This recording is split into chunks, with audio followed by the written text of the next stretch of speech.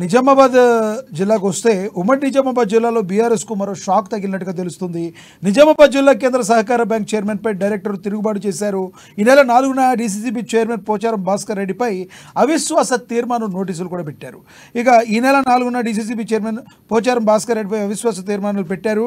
Chairman Ramesh Reddy ఆధ్వర్యంలో క్యాంపునకు వెళ్లిన 16 మంది డైరెక్టర్లు 15 రోజుల తర్వాత తిరిగి వచ్చారు. డైరెక్టర్లు ఇవాళ ఉదయం 11 గంటలకు అవిశ్వాసంపై సమావేశం కూడా జరిగింది. చైర్మన్గా ఏకగ్రీవంగా ఎన్నికయ్యారు రమేష్ రెడ్డి. మరి ఇదే విషయానికి సంబంధించి మరింత సమాచారాన్ని మా ప్రతినిధి నవీన్ అందిస్తారు. చైర్మన్ గా పోచారం భాస్కర్ రెడ్డి అశ్లీత తీర్మానం ప్రవేశపెట్టారు. అయితే ఈ రోజు 17 మంది ఇటు డైరెక్టర్లుగా ఉండగా 16 మంది కూడా అతను వ్యతిరేకంగా ఇటు తీర్మానం చేశారు. దీనిపై మాట్లాడడానికి వైస్ చైర్మన్ రమేష్ రెడ్డి గారు అడిగి తీసుకుందాం. చెప్పండి, ప్రధానంగా చెప్పండి, ఈ రోజు ఏం జరిగింది, అసలు ఎంతో మంది పాల్గొన్నారు? ఈ రోజు 20 మంది డైరెక్టర్లు కానీ 17 మంది డైరెక్టర్లు ఈ రోజు పార్టిసిపేట్ జరిగింది. 17 మంది అవిశ్వాసానికి అనుకూలంగా ఓటేశారు. అంటే ఎందుకు ప్రవేశపెట్టారు? కారణం విశ్వాసం అనేది మా వ్యక్తిగతంగా ఉంటది. ఎదురు వ్యక్తి మీద విశ్వాసం లేనప్పుడు అవిశ్వాసం ఉంటది, దానికి పర్టికులర్ గా ఏం ఉండదు.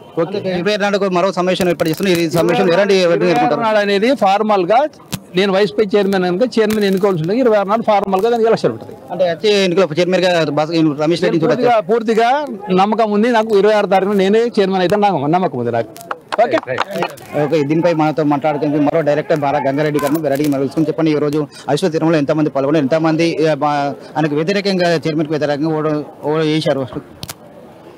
ఈరోజు సమావేశంలో 20 మంది సభ్యులకు గాను 17 మంది సభ్యులు హాజరు కావడం జరిగింది. 17 మందిలో 16 మంది అవిశ్వాసానికి మద్దతుగా తీర్మానం చేయడం జరిగింది. వారు మద్దతు పలకడం జరిగింది. ఈ రోజు నుంచి అధ్యక్షులు భాస్కర్ రెడ్డి గారిని తొలగించడం కూడా జరిగింది. ఒక వ్యక్తి రైతు సంక్షేమాన్ని దృష్టిలో పెట్టుకొని ఈ బ్యాంకు అభివృద్ధిని దృష్టిలో పెట్టుకొని బ్యాంకు సరి అయిన సమయాన్ని కేటాయించే వ్యక్తిని చైర్మన్గా ఎన్నుకోవాలని సభ్యులందరూ భావించడం జరిగింది. కాబట్టి రేపటి నుంచి ఎప్పుడైతే అధ్యక్షుల ఎన్నిక తర్వాత వారు ఎవరైతే పూర్తి స్థాయిలో ఈ బ్యాంకు అభివృద్ధి కోసము కృషి చేస్తారో వారిని అధ్యక్షులుగా ఎన్నుకుంటాం. అంటే మరొక 2-3 టైం ఉంది. టైం ఉన్నప్పుడు కూడా తక్కువ టైంలో కూడా ఎందుకు అతను మార్చగా అవసరం ఎందుకు వచ్చింది సార్?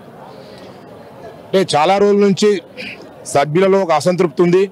అధ్యక్షులు సరైన సమయాన్ని ఈ బ్యాంక్ కోసము ఇవ్వలేకపోతున్నారనే ఒక అసంతృప్తి సభ్యులలో చాలా కాలం నుంచి ఉంది. అది ఈరోజు అసంతృప్తి ఈ రకంగా బయటపడ్డది. అంటే అయితే ఎప్పుడు సమావేశం మిగతా మరోసారి సమావేశం ఏర్పడిస్తే ఆ సమావేశంలో ఎవరిని చైర్మన్గా ఎన్నుకునే అవకాశం ఉంది? 26వ తేదీ నాడు సభ్యులందరూ ఏకాభిప్రాయంతో రమేష్ రెడ్డి గారిని చైర్మన్గా ఎన్నుకోవాలని మేమంతా అనుకుంటున్నాం. అంటే మీరు కూడా కాంగ్రెస్ పార్టీలో కూడా చాలా మంది డైరెక్టర్ చేరారు, అందువల్లనే ఇక్కడ ఇద్దరు అవిశ్వాస తీర్మానం పెట్టారని చెప్పి కూడా వార్తలు వినిపిస్తున్నాయి. వాస్తవానికి కాంగ్రెస్ పార్టీకి అవిశ్వాసానికి సంబంధం లేదు. ఇతర పార్టీలో ఉన్న సభ్యులు కూడా ఈరోజు అవిశ్వాసానికి మద్దతు తెలపడం జరిగింది.